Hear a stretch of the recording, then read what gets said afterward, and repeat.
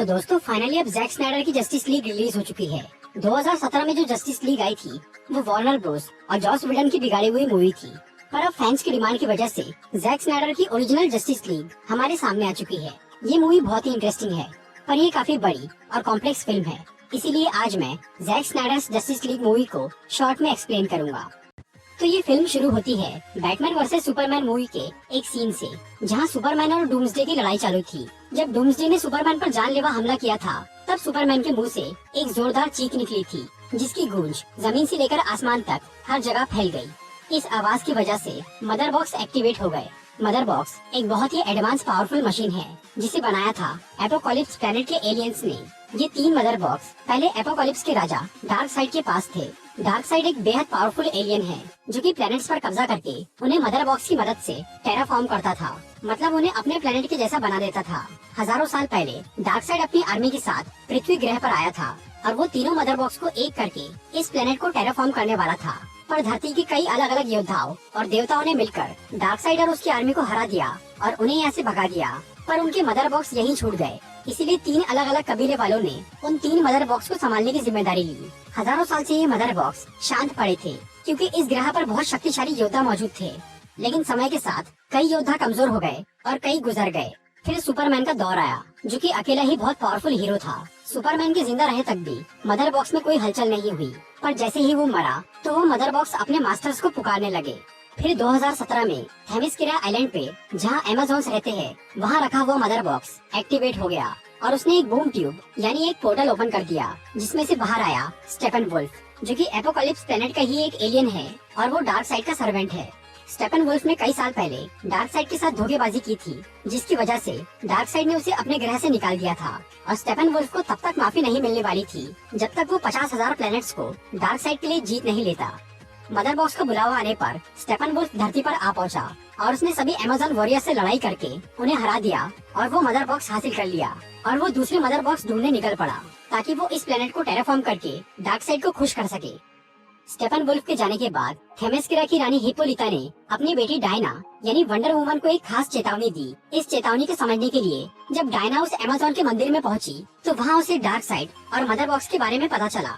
और डायना को ये समझ में आ गया कि अब फिर से जंग शुरू होने वाली है। इसीलिए वो इस बारे में जाकर ब्रूस वेन यानी बैटमैन को बताती है।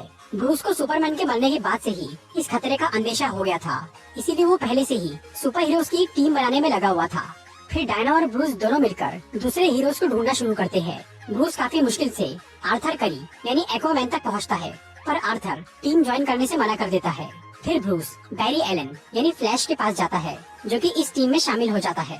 दूसरी तरफ डायना विक्टर स्टोन यानी साइबॉर्ग से मिलती है, पर वो भी टीम ज्वाइन नहीं करता। उधर स्टेपनवुल्फ दूसरे मदर बॉक्स की तलाश में एटलांटिस पहुंच जाता है और वो एक्वामैन को हरा के दूसरा मदर बॉक्स हासिल कर लेता है। फिर जब स्टेपनवुल्फ उन दोनों मदर बॉक्स को एक साथ रखता है, तो उसे एक मैसेज मिलता है कि पृथ्वी पर एंटी लाइफ इक्वेशन मौजूद है। एंटी लाइफ इक्वेशन एक ऐसा फॉर्मूला है जिससे किसी के भी दिमाग पर काबू करके उसे अपना गुलाम बनाया जा सकता है, और इस इक्वेशन को सिर्फ बहुत पावरफुल लोग ही इस्तेमाल कर सकते हैं। हजारों साल पहले जब डार्क साइड धरती पर आया था, तब उसे पता चल गया था कि यहाँ एंटी लाइफ इक्वेशन मौजूद है। पर इससे पहले कि वो उसका इस्तेमाल कर पाता, उसे धरती के योद्धाओं ने यहाँ से भगा दिया था। फिर यहाँ से जाने के बाद डार्क साइड इस अनंत ब्रह्मांड में दोबारा उस प्लेनेट को ढूंढ ही नहीं पाया, जहाँ उसे वो इक्वेशन मिली थी। पर अब मदर बॉक्स की वजह से स्टेपनवुल्फ को ये पता चल गया था कि पृथ्वी ही वो ग्रह है जहाँ पर एंटी लाइफ इक्वेशन है। फिर स्टेपनवुल्फ इस बारे में डार्क साइड को बताता है, जो कि स्टेपनवुल्फ को बोलता है कि अगर वो तीनों मदर बॉक्स को ढूंढ के धरती को टेराफॉर्म कर देगा, तो वो उसे माफ कर देगा और फिर वो एंटी लाइफ इक्वेशन को यूज करने पृथ्वी पर आएगा। अब स्टेपनवुल्फ को बस आखिरी मदर बॉक्स की जरूरत थी, पर ये तीसरा बॉक्स एक्टिवेट नहीं हो रहा था, इसीलिए उसे ढूंढना बहुत मुश्किल हो गया था। इसीलिए स्टेपनवुल्फ मदर बॉक्स के सेंड के जरिए उन लोगों को किडनैप कर लेता है, जो कि उस मदर बॉक्स के करीब थे। ये सभी लोग स्टार लैब्स के वर्कर थे, जो कि उस बॉक्स पर रिसर्च कर रहे थे। इन लोगों में स्टार लैब्स के हेड साइलस स्टोन भी शामिल थे, जो कि विक्टर स्टोन यानी साइबॉर्ग के पिता थे।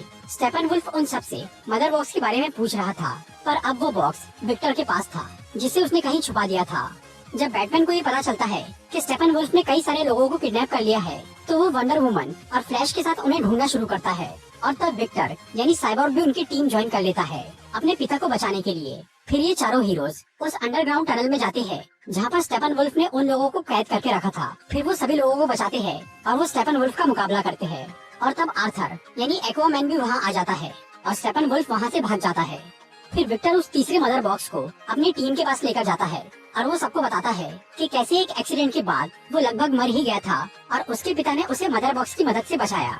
ये बात सुनकर सब लोग ये हिसाब लगाते हैं कि मदर बॉक्स से सुपरमैन को भी जिंदा किया जा सकता है और क्योंकि स्टेपन वुल्फ बहुत ताकतवर है और उसे सिर्फ सुपरमैन ही अच्छी टक्कर दे सकता है, इसीलिए सभी हीरोज सुपरमैन को जिंदा करने का फैसला करते हैं।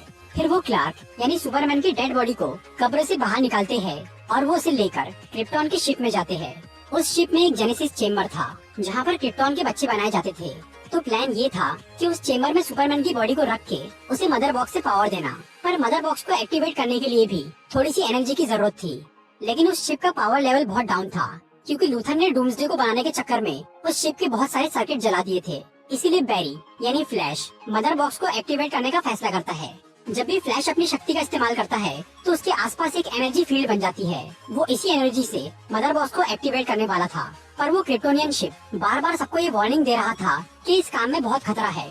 फिर साइबॉर्ग जब उस शिप से खुद को कनेक्ट करता है तो उसे वो शिप और मदर बॉक्स भविष्य की एक झलक दिखाते हैं जिसमें डार्कसाइड धरती पर आ गया था और उसने सभी हीरोज को मार दिया था। वहाँ लोइस लेन मर चुकी थी जिसकी वजह से सुपरमैन एंटी लाइफ इक्वेशन की चपेट में आ गया था और वो डार्कसाइड का गुलाम बन गया था। ये देखने के बाद विक्टर इस काम के लिए मना करता है, पर बैरी ना को हाँ सुनकर अपना काम शुरू कर देता है। फिर बैरी जैसे ही उस मदर बॉक्स को अपनी एनर्जी देता है तो वो बॉक्स एक्टिवेट हो जाता है और वो क्रिप्टोनियन शिप सुपरमैन को जिंदा कर देता है। पर अभी सुपरमैन की याददाश्त नहीं लौटी थी और वो बहुत हैरान था। तभी साइबॉर्ग का डिफेंस सिस्टम सुपरमैन को एक खतरा समझ के उस पर फायर कर देता है, जिससे सुपरमैन भड़क जाता है और वो सभी को मारना शुरू कर देता है। सब हीरोज उसे मिलके भी रोक नहीं पा रहे थे। तभी लोइस लेन वहाँ आ जाती है और अपने प्यार को सामने देखकर क्लार्क शांत हो जाता है और उसकी याददाश्त वापस आने लगती है। फिर वो लोइस को लेकर अपने घर चला जाता है और उसकी याददाश्त पूरी तरह से वापस आ जाती है। सुपरमैन को जिंदा करते वक्त वो तीसरा मदर बॉक्स एक्टिवेट हो गया था, इसीलिए स्टेपन वुल्फ को उसका पता चल जाता है और वो उसे लेने के लिए वहाँ पर पहुँच जाता है। लेकिन तभी साइलस स्टोन उस बॉक्स को अपनी लैब में लेकर जाते हैं और वो उस पे एक लेजर गन से फायर करते हैं, जिसकी वजह से वो खुद मारे जाते हैं। और फिर स्टेपन वुल्फ वो आखिरी मदर बॉक्स लेकर वहाँ से चला जाता है। उसके जाने के बाद विक्टर को ये समझ में आता है कि उसके पिता उस मदर बॉक्स को तबाह नहीं करना चाह रहे थे, बल्कि वो उसे सुपर हीट कर रहे थे ताकि उस बॉक्स को हीट सिग्नेचर के थ्रू ट्रैक किया जा सके। स्टेपन वुल्फ एक वीरान शहर में अपना काम कर रहा था और उसने अपने अड्डे के आसपास एक प्रोटेक्टिव शील्ड बनाई थी, जिसकी वजह से विक्टर उन 2 मदर बॉक्स को ट्रैक नहीं कर पा रहा था। पर वो तीसरा मदर बॉक्स उस लेजर की वजह से इतना गर्म हो गया था कि अब उसे थर्मल मैप पे ट्रैक किया जा सकता था। इससे उन्हें स्टेपन वुल्फ की लोकेशन पता चल जाती है। फिर ये पांचों हीरोज उस वीरान शहर में जाते हैं। दूसरी तरफ सुपरमैन अपने लिए एक नया सूट लेने उस क्रिप्टोनियन शिप में जाता है, क्योंकि उसका पुराना सूट फट गया था और अब वो एक ब्लैक कलर का सूट पहनता है। सुपरमैन को अपनी पावर्स मिलती है सन के रेडिएशन से और ब्लैक कलर सबसे ज्यादा रेडिएशन एब्जॉर्ब करता है। सुपरमैन अभी पहले के मुकाबले थोड़ा कमजोर था और उसे इस जंग के लिए ज्यादा से ज्यादा ताकत की जरूरत थी, इसीलिए वो ब्लैक सूट पहनकर काफी देर तक खुद को धूप में चार्ज करता है। और फिर वो बैटमैन के घर जाता है, जहाँ उसे एल्फ्रेड से पता चलता है कि बाकी हीरोज कहाँ गए हैं। उधर सभी हीरोज स्टेपन वुल्फ के अड्डे पर हमला करते हैं। वहाँ स्टेपन वुल्फ तीनों मदर बॉक्स को एक कर रहा था, पर इस प्रोसेस में थोड़ा टाइम लगने वाला था। बाकी हीरोज स्टेपन वुल्फ और उसकी आर्मी से लड़ रहे थे और साइबॉर्ग उन मदर बॉक्स को अलग करने की कोशिश कर रहा था, पर इस काम के लिए उसे एक्स्ट्रा पावर की जरूरत थी, इसीलिए वो फिर से फ्लैश की मदद लेता है। फ्लैश पूरे शहर में काफी तेजी से दौड़कर खुद को सुपर चार्ज कर रहा था ताकि वो साइबॉर्ग को सही वक्त पर पावर दे सके। उधर बाकी लोगों के लिए स्टेपन वुल्फ को संभालना बहुत मुश्किल हो गया था। तभी सुपरमैन वहाँ आ जाता है और वो स्टेपन वुल्फ का बहुत बुरा हाल कर देता है। उधर फ्लैश पर एक पैराडीमन हमला कर देता है, जिसकी वजह से वो गिर जाता है और उसकी एनर्जी कम हो जाती है। उधर साइबॉर्ग को सही वक्त पर पावर नहीं मिल पाता और तीनों मदर बॉक्स एक हो जाते हैं और तब वहाँ एक भयानक धमाका होता है, जिससे उस जगह मौजूद सभी हीरोज मारे जाते हैं। फ्लैश इस धमाके से बहुत दूर था, इसीलिए वो बच जाता है और अब वो अपनी पूरी ताकत लगाकर लाइट की स्पीड से भी तेज दौड़ना शुरू करता है, जिससे टाइम रिवर्स होना शुरू हो जाता है। फ्लैश जैसे जैसे उस ब्लास्ट की तरफ बढ़ता है, वैसे वैसे वो ब्लास्ट रिवर्स होता जाता है और सब हीरोज वापस जिंदा हो जाते हैं। और अब बैरी सही वक्त पर विक्टर को पावर दे देता है। फिर विक्टर उन तीनों मदर बॉक्स को अंदर से सेपरेट कर देता है और फिर सुपरमैन साइबॉर्ग की मदद करके बाहर से उन मदर बॉक्स को अलग कर देता है। जब वो तीनों मदर बॉक्स जुड़ रहे थे, तब वहाँ एक पोर्टल खुल गया था, जिसके उस पार डार्कसाइड खड़ा था। वो अर्थ के टेराफॉर्म होने के बाद यहाँ आने वाला था, पर अब ऐसा नहीं हो पाया। फिर सुपरमैन स्टेपन वुल्फ को एक पंच मार के उसे उस पोर्टल के अंदर फेंकता है और वंडर वुमन उसका सर काट देती है। और जैसे ही स्टेफन वुल्फ की लाश एपोकलिप्स पर पहुंचती है तो वो पोर्टल बंद हो जाता है। भले ही अभी डार्क साइड का मिशन फेल हो गया था, पर अब उसे एंटी लाइफ इक्वेशन का पता चल चुका था, जिसके लिए वो कुछ भी करने को तैयार था। लेकिन अब मदर बॉक्स खराब हो गए थे, इसीलिए डार्क साइड बूम ट्यूब के जरिए वहाँ नहीं जा सकता था। इसीलिए अब उसे पृथ्वी पर जाने के लिए थोड़ा वक्त लगेगा, पर अब वो पूरी तैयारी के साथ वहाँ जाएगा। दूसरी तरफ सभी हीरोज अपनी जीत से बहुत खुश थे और वो सब अपनी अपनी जिंदगी में वापस लौट जाते हैं। ब्रूस वेन अल्फ्रेड के साथ मिलकर अपनी टीम के लिए एक नया बेस तैयार कर रहा था ताकि उन्हें काम करने में आसानी हो। उधर लेक्स लूथर जेल से फरार हो जाता है और वो बैटमैन से बदला लेने के लिए स्लेड विल्सन नाम के क्रिमिनल को बैटमैन की असली पहचान बता देता है।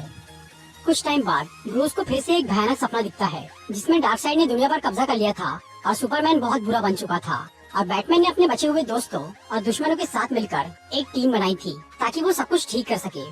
फिर जब ब्रूस नींद से जागता है तो उसे एक एलियन मिलने आता है। ये रूप बदलने वाला एलियन है मार्शियन मैन हंटर, जो कि काफी टाइम से पृथ्वी पर छुप के रह रहा था। लेकिन अब वो बैटमैन की टीम में शामिल होने का फैसला करता है क्योंकि डार्क साइड इस दुनिया पर हमला करने वाला था।